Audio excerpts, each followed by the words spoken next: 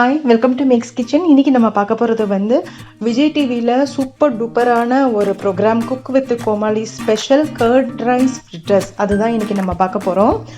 இந்த ரெசிபி வந்து ஃபியூஷன் ரவுண்டில் பண்ணியிருந்தாங்க. அதே தான் இன்றைக்கி நம்ம ரீக்ரியேட் பண்ண போகிறோம். வாங்க எப்படி பண்ணுறதுங்கிறத பார்த்துடலாம். நம்ம சேனலை இன்னும் சப்ஸ்கிரைப் பண்ணாதவங்க மறக்காமல் சப்ஸ்கிரைப் பண்ணிக்கோங்க. பக்கத்தில் இருக்கிற பெல் ஐக்கானையும் ப்ரெஸ் பண்ணுங்கள். அப்போ தான் நான் போடுற வீடியோவோட அப்டேட்ஸ் உங்களுக்கு வரும். தயிர் சாதம் ஃப்ரிட்டர்ஸ்க்கு ஃபஸ்ட்டு வந்து நான் ஒரு ஹாஃப் பவுல் இருக்கும். இதில் நான் சாதம் எடுத்திருக்கேன். அதுக்கு வந்து நல்லா கட்டி தயிர் ரொம்ப கம்மியாக போட்டுக்கோங்க. ஏன்னா உருண்டை வந்து அப்போ தான் பிடிக்க வரும். நம்ம நிறையா போட்டுட்டோம்னா லிக்விட் ஆகிடும், தண்ணி மாதிரி ஆகிடும், உருண்டை பிடிக்க வராது. இது பண்ணிவிட்டு மிக்சியில் வந்து லைட்டாக ஒரு அடி அடிச்சுப்போம். ஸோ தட் உங்களுக்கு நல்லா மேஷியாக நல்லா கரெக்டான கன்சிஸ்டன்சிக்கு வரும். மிக்ஸ் பண்ண ரைஸையும் தயிரையும் இதில் ஆட் பண்ணிடுறேன். நீங்கள் அரைக்கும் போது உங்களுக்கு எவ்வளோ உப்பு தேவையோ அவ்வளோ உப்பு போட்டுட்டு நம்ம அரைச்சிக்கலாம். பார்த்திங்கன்னா உங்களுக்கு ரைஸ் வந்து இந்த மாதிரி உருண்டை பிடிக்கிற கன்சிஸ்டன்சியில் இருக்கும். மேஷ் பண்ண தயிர் சாதம் ரெடி ஆகிடுச்சு. இதுக்கு நம்ம தாளிப்பு கொடுத்துடலாம். இப்போ தாளிப்பு கொடுத்துடலாம். கடுகு கொஞ்சம் பொரிஞ்சதுக்கப்புறமா நல்லா கடுகு பொரியட்டும். அப்புறம் உளுத்தம் பருப்பு, நல்லா கருவேப்பிலை இந்த மாதிரி இது பண்ணி போட்டுக்குவோம். கொஞ்சமாக இஞ்சி,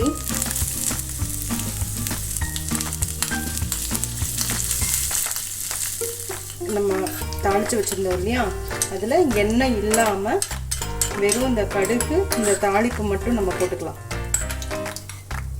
எண்ணெயோடு போட்டிங்கன்னா இன்னும் தண்ணியாக போயிடும், உருண்டை பிடிக்க வராது. அதனால் எண்ணெய் மட்டும் எடுத்துகிட்டு தாளிப்பு எல்லாத்தையும் போட்டுக்கோங்க. போட்டுட்டு இதை கம்ப்ளீட்டாக மிக்ஸ் பண்ணிப்போம். இன்கேஸ் உங்களுக்கு இந்த மாதிரி சாதத்தில் வந்து நீங்கள் தயிர் போடும்போது கொஞ்சம் லிக்விட் ஆகிடுச்சு அப்படின்னு சொன்னால் கொஞ்சம் எக்ஸ்ட்ரா சாதம் சேர்த்துக்கோங்க. சாதம் சேர்த்துட்டு நீங்கள் ஃப்ரிட்ஜில் வந்து கொஞ்சம் நேரம் வந்து ஃப்ரீசரில் ஒரு 10 நிமிஷம் வச்சிங்கன்னா சாதம் வந்து உங்களுக்கு கெட்டியாகிடும். அதாவது அந்த சாதம் வந்து அந்த தயிரை எல்லாத்தையும் கம்ப்ளீட்டாக இழுத்துக்கும். ஸோ கண்டிப்பாக சாதம் வந்து மறுபடியும் இறுகி கொடுத்துரும் உங்களுக்கு. ஸோ உருண்டை பிடிக்க உங்களுக்கு கரெக்டாக இருக்கும். நான் ஆல்ரெடி வந்து மிக்சியில் போடும்போதே உப்பு போட்டுட்டேன். ஸோ உப்பு தயிரெல்லாம் கரெக்டான டேஸ்ட்டில் இருக்கான்னு சொல்லி செக் பண்ணிப்போம். தயிர் சாதம் ரெடி ஆகிடுச்சு.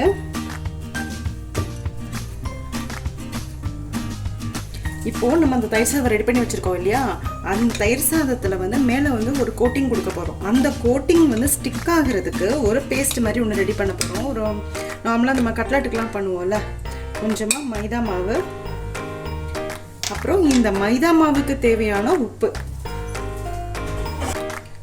ரொம்ப கம்மியாக போட்டுக்கோங்க. இது தண்ணி ஊற்றி பேஸ்ட் மாதிரி ஆகும். உப்பு போட்டுட்டேன். இப்போ கொஞ்சமாக தண்ணி ஊற்றிட்டு இதை பேஸ்ட்டாக மாற்றிக்கலாம்.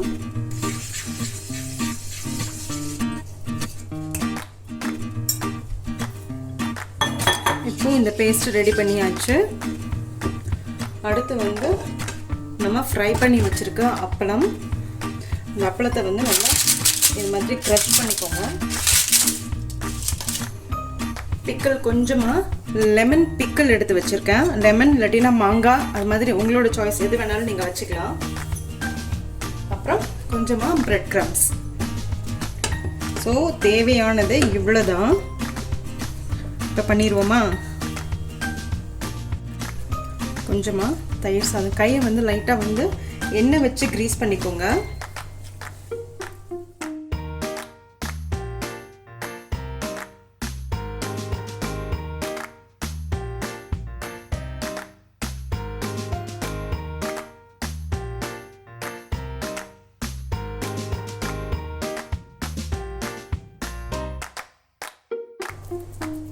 நல்லா அழகாக பால் மாதிரி ரவுண்ட் அடிச்சுப்பேன். So consistency perfect. இப்போது பிரெட் க்ரம்ஸில் இது மாதிரி நம்ம உருட்டி எடுத்துக்கலாம்.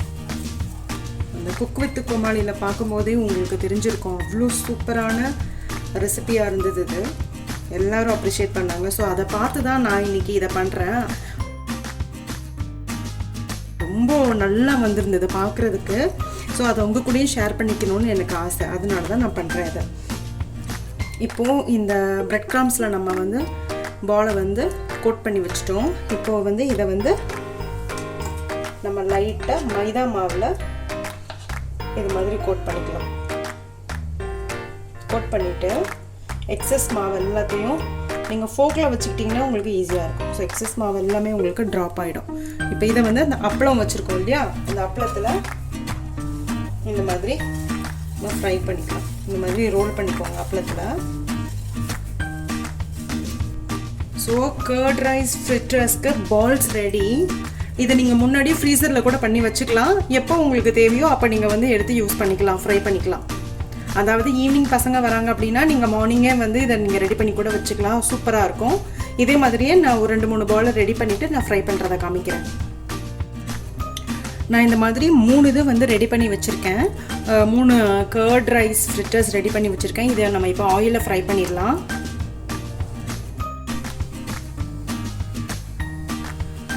டெக்கரேஷனுக்காக ஃபஸ்ட்டு வந்து நான் வந்து ஒரு 4-5 கருவேப்பிலையை வந்து நான் ஃப்ரை பண்ணி எடுத்துக்க போகிறேன்.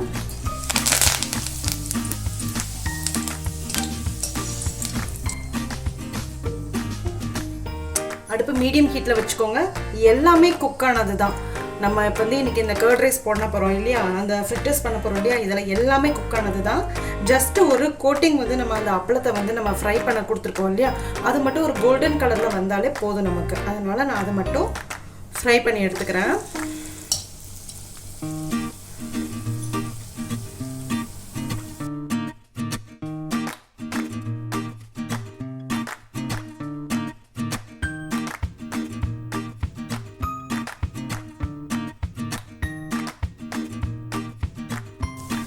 அவங்க பண்ண மாதிரியே அப்படியே வந்திருக்கு எனக்கு. ஏன்னா அவங்க பண்ணுறது வந்து எக்ஸாக்டாக இப்படியே தான் இருந்தது, இந்த மாதிரி கலரில் தான் இருந்தது. ஸோ வெரி ஹாப்பி அவங்க பண்ணதை அப்படியே ரீக்ரியேட் பண்ணதில். ஸோ சாதம் வீட்டில் மிஞ்சிச்சுன்னா கண்டிப்பாக இது மாதிரி பண்ணி கொடுங்க. ஸோ பசங்களுக்கு வந்து ரொம்ப என்ன சொல்கிறது, கொஞ்சம் வெஸ்டர்னைஸ்டு கொடுத்த மாதிரி இருக்கும். பசங்களுக்கு ஃபியூஷனாக இருக்கும் இது.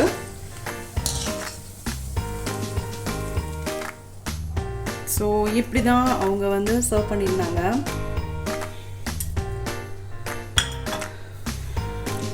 சூப்பரான கர்ட் ஃப்ரிட்டர்ஸ் ரெடி. டொமேட்டோ சாஸோடு வச்சு சாப்பிட சூப்பராக இருக்கும்.